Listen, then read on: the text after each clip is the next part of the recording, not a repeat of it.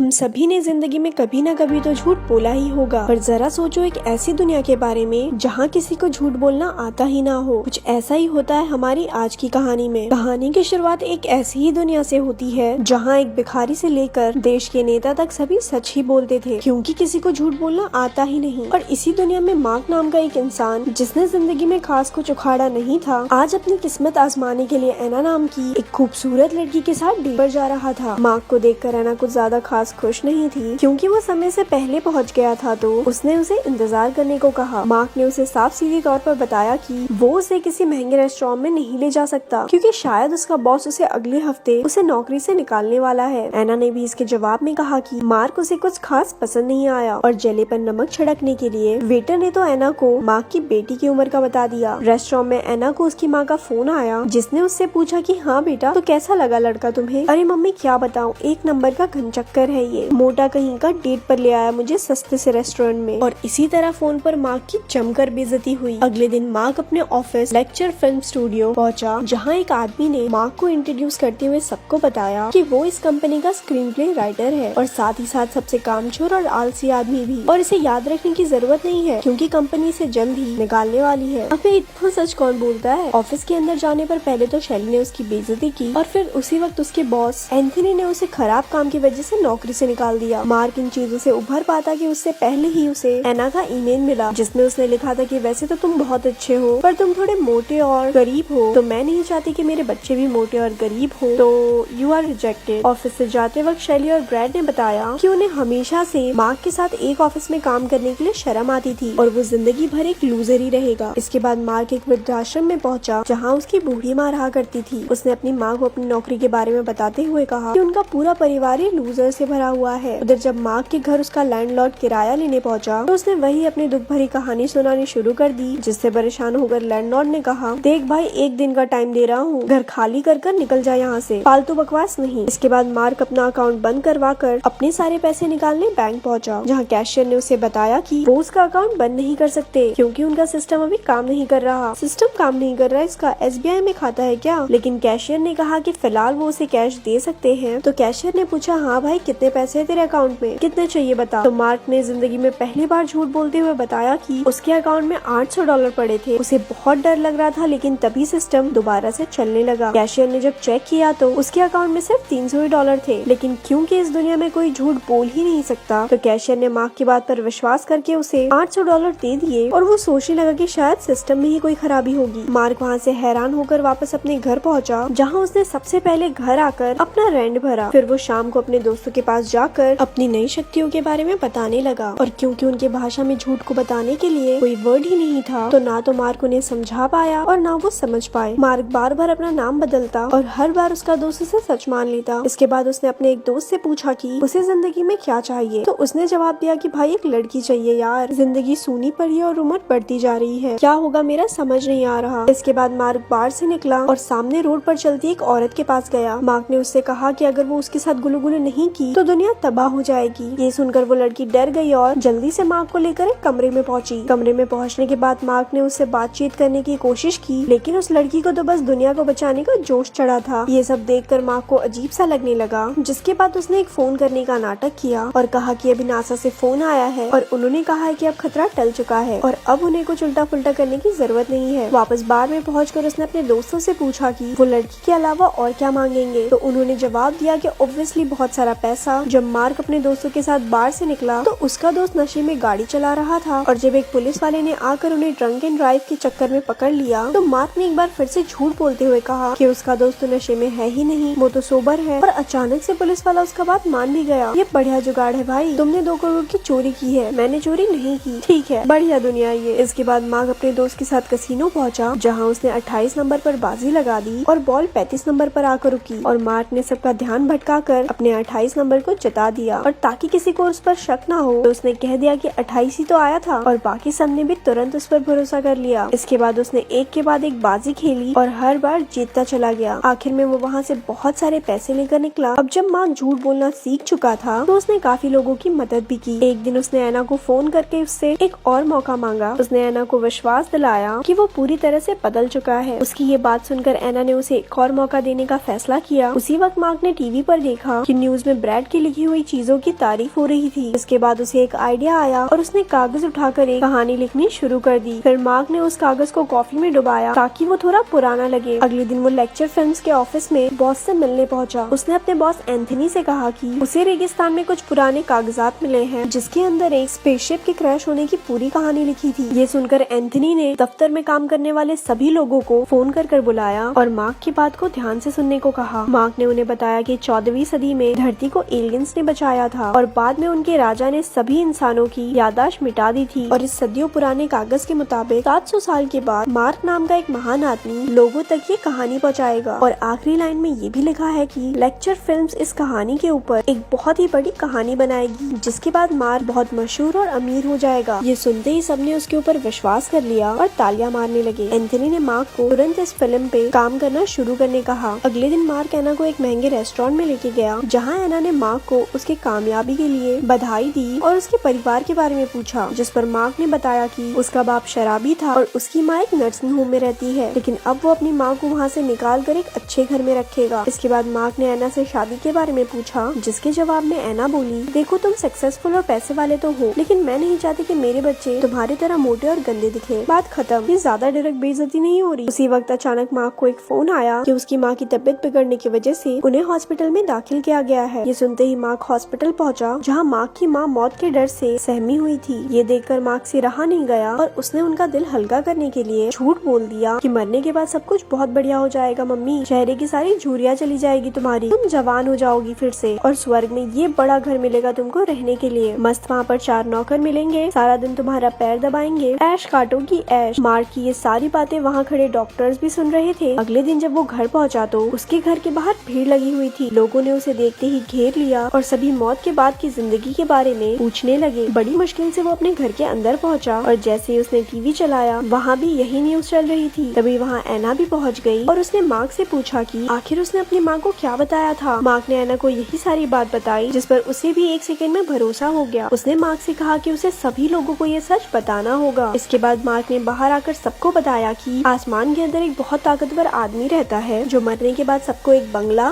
गाड़ी, नौकर, आइसक्रीम और उनके हरामी रिश्तेदारों को तेल में तलता है। ये सुनकर उससे एक औरत ने पूछा कि ये सारी बातें तुम्हें कैसे पता भैया। मार्क ने जवाब दिया कि वो ऊपर रहता है ना आदमी, उसी ने बताया मुझे ये सब पर्सनली एकदम कान में। इसके बाद ये बात हर जगह फैल गई। सभी अखबारों और न्यूज चैनल्स पर मार्क के इस बात के बारे में चर्चे थे। कुछ दिनों बाद मार्क ने एंथनी को वो स्क्रिप्ट पकड़ाई और फिल्म बनते ही हिट हो गई, जिसके बाद मार्क बहुत मशहूर और अमीर बन गया। एक शाम मार्क ने एना को बताया कि वो उससे अच्छे इंसान से कभी नहीं मिला। ये सुनकर एना शर्मा गई और वो दोनों लवलपाटा करने के लिए एक दूसरे के करीब भी आए, लेकिन फिर वो एकदम पीछे हट गई। एना ने बताया कि मैं तुमसे प्यार तो करती हूँ, लेकिन मुझे तुम्हारे तरह मोटे और गंदे दिखने वाले बच्चे नहीं चाहिए मार्क, मैं क्या करूँ बताओ। शाम के समय एना मार्क के घर आई और उसने बताया कि वो ब्रैड के साथ डेट पर जा रही है और क्योंकि उसका शरीर एकदम स्मार्ट और सुंदर है और वो प्यारे प्यारे बच्चे पैदा करेगा तो हो सकता है वो उसके साथ घपाघपी कर ले। ये सुनते ही मार्क चिढ़ गया और उसने एना को समझाया कि शादी से पहले उल्टे फुल्टे काम करना गलत बात होती है। उधर डेट पर ब्रैड अपनी तारीफ करता गया और मार्क की बेइज्जती। अगले दिन जब एना मार्क का इंटरव्यू देख रही थी तो उसकी माँ ने चैनल बदल दिया। वो उसे समझाने लगी कि बेटा इस घटोत्कच के मुंह वाले से दूर रह ले, तुम दोनों का कभी कुछ नहीं बन सकता क्योंकि ये हमेशा से एक लूजर है और लूजर ही रहेगा। इसके बच्चे भी इसके जैसे मोटे और भैंस जैसे मुंह के निकलेंगे तो देखियो। ये सारी बातें एना को बिल्कुल पसंद नहीं आई और उसकी माँ ने उसे जबरदस्ती ब्रैड से बात करने को कहा। कुछ महीनों बाद एना मार्क के घर पहुंची जहाँ मार्क बड़ी बड़ी दाढ़ी और बाल लेकर दरवाजा खोलने आया। मोटापे के चक्कर में भैया को रिजेक्ट कर दिया, क्या हाल बना दिया है, हे भगवान। एना ने मार्क को अपनी शादी का कार्ड पकड़ाया। कार्ड पकड़कर बेचारे मार्क ने एना को ब्रैड से शादी तोड़ने को कहा, लेकिन एना ने उसकी एक ना सुनी क्योंकि उसे लगता था कि ब्रैड के साथ ही उसके बच्चे एकदम स्लिम ट्रिम और स्मार्ट पैदा होंगे। एना की शादी वाले दिन मार्क के दोस्त ने आकर उसे उठाया और दाढ़ी शेव करने को कहा। उधर शादी के बीच में अचानक से मार्क ने खड़े होकर सबके सामने कहा कि एना उसके साथ ज्यादा खुश रहेगी। ये सुनकर ब्रैड ने उससे कहा कि वो आसमान में बैठे आदमी से ही पूछे कि एना के लिए क्या सही रहेगा। मार्क आसानी से वहाँ झूठ बोल सकता था, लेकिन वो झूठ बोलकर अपने प्यार को नहीं पाना चाहता था। उसने जवाब दिया कि एना को अच्छे से पता है कि उसके लिए क्या सही रहेगा। ये बोलकर वो चर्च से जाने लगा कि तभी एना ने उसे रोककर उस आदमी से पूछने को कहा, जिस पर एक टूटे हुए मार्क ने जवाब दिया कि ये तो सिर्फ एक कहानी थी उसकी माँ का दर्द कम करने के लिए। इस पर एना ने उससे पूछा कि उसने शादी के लिए झूठ क्यों नहीं कहा। तो मार्क ने एना से कहा कि वो उसे तहे दिल से प्यार करता है और वो चाहता है कि एना भी उसे बिना किसी फरेब के चाहे। उसकी ये बात सुनकर एना भावुक हो गई और कहने लगी कि मेरा भी मन थोड़ा सा मोटे बच्चे पैदा करने का हो रहा है। बेसिकली इन दोनों की सेटिंग हो ही गई और ऐसी ही मूवी यहाँ खत्म हो गई। ऐसी और स्टोरी सुनने के लिए हमारे पेज को लाइक करें। धन्यवाद।